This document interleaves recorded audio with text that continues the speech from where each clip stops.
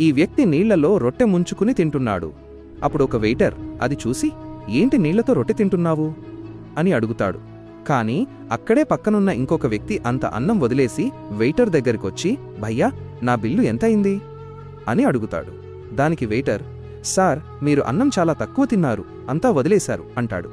అప్పుడు ఆ వ్యక్తి, నీకు డబ్బులు మొత్తం ఇస్తున్నాను కదా, నేను తిన్నా లేదా వృధా చేసినా నీకెందుకు అని చెప్పి అక్కడ్నుండి వెళ్ళిపోతాడు. ఆ తరువాత వెయిటర్ పప్పు, దాల్ తీసుకుని ఆ పేద వ్యక్తి దగ్గరకు వెళ్ళి, ఇదిగో భయ్యా, పప్పుతో తిను అని ఇస్తాడు. దానికి ఆ వ్యక్తి, వద్దులే భయ్యా, ఇప్పటికే తినేశాను, ఇంకా 2-3 ముద్దలే మిగిలాయి, అవి కూడా తినేస్తాను అంటాడు. కాని వెయిటర్ బలవంతంగా ఇచ్చి, ఎందుకు ఇలా ఎండురొట్టె తింటున్నావు అని అడుగుతాడు. అప్పుడు ఆ వ్యక్తి, భయ్యా, ఆకలి వేసినప్పుడు జేబులో డబ్బులు లేకపోతే మనిషి ఏదైనా తినేస్తాడు. నా దగ్గర కేవలం 10 రూపాయలే ఉన్నాయి. హోటల్లో అడిగితే ఆ డబ్బులకి ఒక్క రొట్టె మాత్రమే వస్తుందని చెప్పారు, అందుకే నీళ్లతో తింటున్నాను. కాని మీరు నా కోసం పప్పు తీసుకువచ్చారు, అందుకు చాలా ధన్యవాదాలు. అయితే ఈ పప్పు కొంచెం ఎక్కువే ఉంది అని అంటాడు.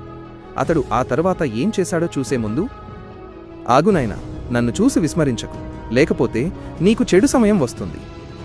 ఒక్కసారి కామెంట్లలో హర్ హర్ మహాదేవ్ అని రాసి వీడియోకి ఒక లైక్ చేసి ఛానల్ను సబ్స్క్రైబ్ చేయి. నీ ప్రతి కోరిక నెరవేరుతుంది. అప్పుడు ఆ వ్యక్తి ఆ పప్పును తీసుకువెళ్లి తనలాగే ఎండురొట్టె తింటున్న ఇంకొక పేదవాడికి ఇస్తాడు. అది చూసి ఆ పేదవాడు చాలా సంతోషిస్తాడు.